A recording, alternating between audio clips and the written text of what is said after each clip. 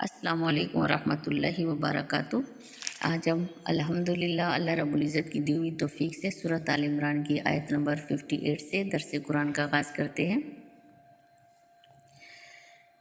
اس دعا کے ساتھ کہ اللہ رب العزت اس کا ایک ایک لفظ ہمیں سمجھنے کی اور پھر اس پر عمل کرنے کی توفیق عطا فرمائے اور وہ ہمارے عمل کا حصہ بن جائے، آمین۔ نحمدہ و نصلی علی رسولہ الکریم، اما بعد، فاعوذ باللہ من الشیطان الرجیم، بسم اللہ الرحمن الرحیم۔ رب اشرح لی صدری ویسر لی امری واحلل عقدۃ من لسانی یفقہوا قولی، رب زدنی علما، رب یسر ولا تعسر وتمم بالخیر وبک نستعین، آمین۔ بسم اللہ الرحمن الرحیم۔ ذالک نتلوہ علیک من الآیات وذکر الحکیم۔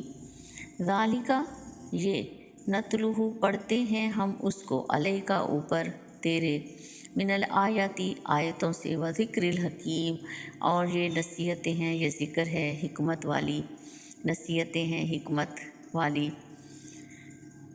تو اس سے پتہ چلا کہ اللہ رب العزت نے بذریعہ وحی آپ صلی اللہ علیہ وسلم پر جو کچھ نازل فرمایا، پچھلی امتوں کے حالات، واقعات، ان کی زوال کی ریزنز، اور آپ صلی اللہ علیہ وسلم سے پہلے جتنے نبی گزرے ان کے جو بھی قصے ہیں وہ اللہ رب العزت نے آپ کو بذریعہ وحی بتائے، اور وہ بالکل حق ہیں اور سچ ہیں، اور جو اس پر عمل کرتا ہے، ان باتوں سے نصیحت پکڑتا ہے، تو ان کے لیے تو اللہ رب العزت نے اس سے پہلے فرما دیا، فَيُوَفِّيهِمْ أُجُورَهُمْ، کہ ہم ان کو پورا پورا اجر دیں گے۔ جو ایمان لائے گا اور پھر عمل صالح کرے گا تو ہم اس کو پورا پورا اجر دیں گے۔ اس کے برعکس یہ بھی اللہ رب العزت نے خود فرما دیا کہ جو ان نصیحتوں، ان آیات سے نصیحت نہیں پکڑتا، جو ان آیات مبارکہ پر غور و فکر نہیں کرتا اور اپنی منمانی کرتا ہے اور اپنے من چاہے مطلب نکالتا ہے اور آیات سے انکار کرتا ہے، تو ان کے لیے تو اللہ رب العزت نے فرمایا ہے فَأُعَذِّبُهُمْ عَذَابًا شَدِيدًا فِي الدُّنْيَا وَالْآخِرَةِ، کہ ہم ان کو عذاب دیں گے، دنیا اور آخرت میں سخت عذاب دیں گے۔ یہیں تک بات ختم نہیں ہوتی بلکہ آگے بھی شدید عذاب کی وعید ہے، وَمَا لَهُم مِّن نَاصِرِينَ، اور نہیں ہوگا واسطے ان کے کوئی مددگار۔ یہ کن لوگوں کے لیے ہے؟ جو اللہ رب العزت کے بتائے ہوئے احکام پر ایمان نہیں لاتے اور ان پر عمل نہیں کرتے، بلکہ اپنے من چاہے مطلب نکالتے ہیں اور جو دل چاہتا ہے وہ کرتے ہیں، جس پر عمل کرنے کا دل چاہتا ہے کرتے ہیں، نہیں چاہتا اس کو چھوڑ دیتے ہیں، اس سے انکار کر دیتے ہیں۔ اب اس سے آگے کی آیت مبارکہ میں مزید جو ہے وہ یہود و نصارہ کے عقائد کی اصلاح کی گئی ہے۔ ان مثل عیسی عند اللہ کمثل آدم خلقہ من تراب ثم قال له کن فیکون۔ اللہ رب العزت فرما رہے ہیں ان بے شک مثال عیسیٰ کی، عند اللہ اللہ کے نزدیک، کمثل آدم مانند آدم علیہ السلام کی ہے، خلقہ پیدا کیا اس کو، من تراب مٹی سے، ثم پھر کہا، قالا لہو کہا اس کو، کن فیکون ہو جا، پس وہ ہو گیا۔ یہاں تراب جو ہے مٹی ہے، وہ مٹی جو ہوا میں اڑتی ہے جس کو ڈسٹ کہتے ہیں، تراب سے مراد وہ خشک مٹی ہے۔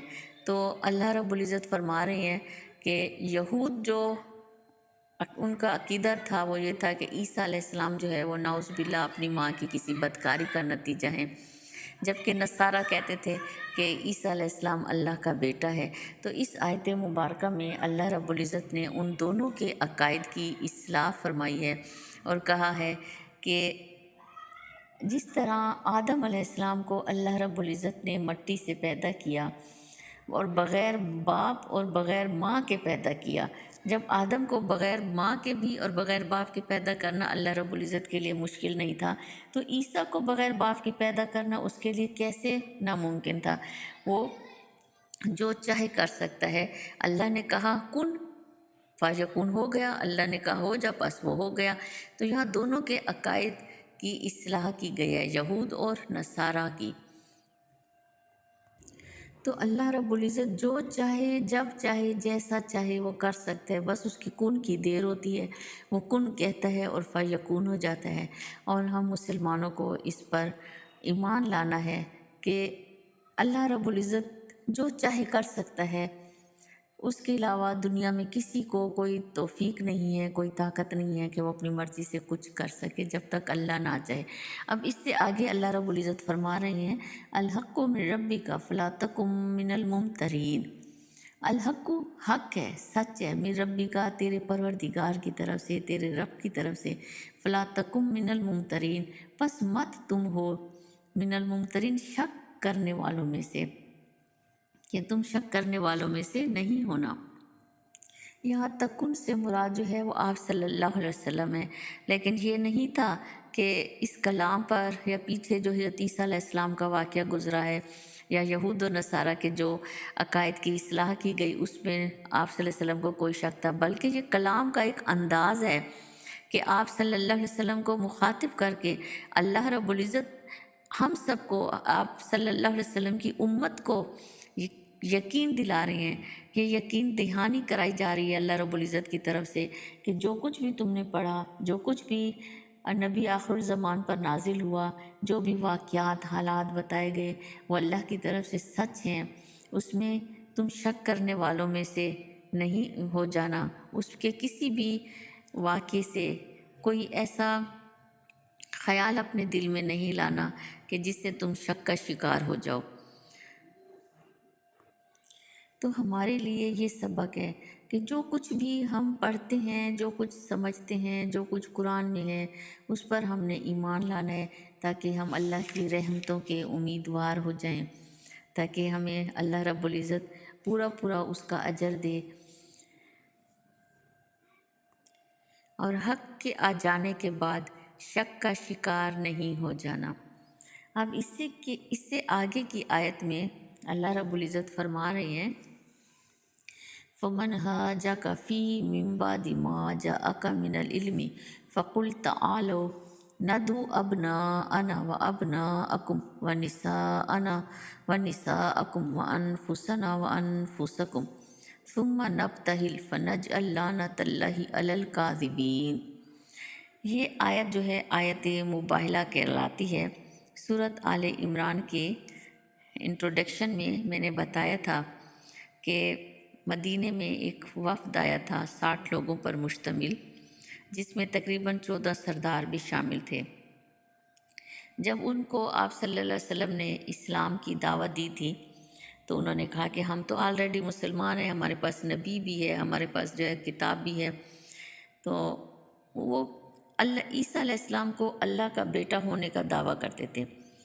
تو آپ صلی اللہ علیہ وسلم نے ان کو قائل کرنے کی کوشش کی، دلائل سے بتایا کہ عیسیٰ علیہ السلام اللہ کے بیٹے نہیں ہیں بلکہ اللہ کے کلمہ کن سے پیدا ہوئے ہیں۔ وہ یہ سب جانتے تھے مگر ماننے کو تیار نہیں تھے۔ تو آپ صلی اللہ علیہ وسلم نے ان کو مباہلہ کی دعوت دی۔ اب سوال یہ پیدا ہوتا ہے کہ مباہلہ کسے کہتے ہیں؟ مباہلہ کے معنی ہے بد دعا کرنے کے۔ جب دو فریق کے درمیان جھگڑا ہو اور یہ جھگڑا حق اور باطل پر ہو اور کسی طرح مختلف دلائل کے باوجود جھگڑا ختم ہوتا ہوا نظر نہ آئے تو دونوں اللہ کی بارگاہ میں دعا کریں کہ جو ہم میں سے جھوٹا ہو اس پر اللہ لعنت کرے، اللہ کی لعنت ہو۔ اس کو مباہلہ کہتے ہیں۔ تو آپ صلی اللہ علیہ وسلم نے بھی وفد نجران کو مباہلہ کی دعوت دی۔ پہلے آپ نے ان سے دلائل سے بات کی۔ آپ صلی اللہ علیہ وسلم نے ان کو فرمایا کہ تم مانتے ہو کہ ہم اللہ رب العزت کی ذات جو ہے وہ حی القیوم ہے، وہ ہمیشہ ہے اور ہمیشہ رہے گی، اس پر موت نہیں آئے گی۔ تو کہتے ہیں بالکل صحیح ہے۔ تو آپ نے فرمایا تو جب عیسیٰ دنیا میں دوبارہ آئیں گے تو ان کو تو موت آئے گی۔ تو نجران کے وفد نے کہا کہ ہاں ہم تسلیم کرتے ہیں اس بات کو۔ پھر آپ صلی اللہ علیہ وسلم نے فرمایا کہ تمام کائنات کا خالق اور مالک تو اللہ ہے، کیا تم سمجھتے ہو کہ عیسیٰ علیہ السلام بھی ایسے ہیں؟ تو وفد نجران نے کہا کہ نہیں، عیسیٰ علیہ السلام ایسے نہیں ہیں۔ پھر آپ صلی اللہ علیہ وسلم نے ان سے فرمایا کہ اللہ تو علیم ہے، خبیر ہے، سمیع ہے، اللہ تو دلوں میں اٹھنے والے ہر خیال کو جانتا ہے، وہ ہر کھانے پینے اور ضروریات سے پاک ہے، کیا عیسیٰ علیہ السلام ایسے تھے؟ تو وفد نجران نے کہا کہ نہیں، ایسے نہیں تھے۔ تو وفد نجران نے کہا کہ نہیں، عیسیٰ علیہ السلام کھاتے تھے، پیتے تھے۔ تو آپ صلی اللہ علیہ وسلم نے فرمایا، پھر تم عیسیٰ علیہ السلام کو اللہ کا بیٹا کیسے کہتے ہو؟ لیکن پھر بھی وہ ایمان نہیں لائے، یعنی دلائل کے باوجود وہ ایمان نہیں لائے۔ تو آپ صلی اللہ علیہ وسلم نے ان کو مباہلہ کی دعوت دی۔ یہ مباہلہ جو ہے وہ 10 ہجری کا واقعہ ہے، اور اس موقع پر یہ آیت مبارکہ نازل ہوئی۔ تو اس موقع پر آپ صلی اللہ علیہ وسلم نے ان کو مباہلہ کی دعوت دیتے ہوئے فرمایا کہ تم اپنے بچوں کو لاؤ، عورتوں کو لاؤ، خود بھی آؤ، ہم بھی آتے ہیں، ہم بھی اپنی عورتیں اور اپنے بچوں کے ساتھ آتے ہیں، اور پھر ہم دعا کرتے ہیں، بد دعا کرتے ہیں، کیونکہ یہاں پر لفظ ہے نبتہل۔ نبتہل جو ہے عام طور پر دعا کے لیے استعمال ہوتا ہے، لیکن یہاں بد دعا کے مفہوم میں آئے گا کہ ہم بد دعا کرتے ہیں اس پر جو کہ جھوٹا ہو اور اس پر اللہ کی لعنت ہو۔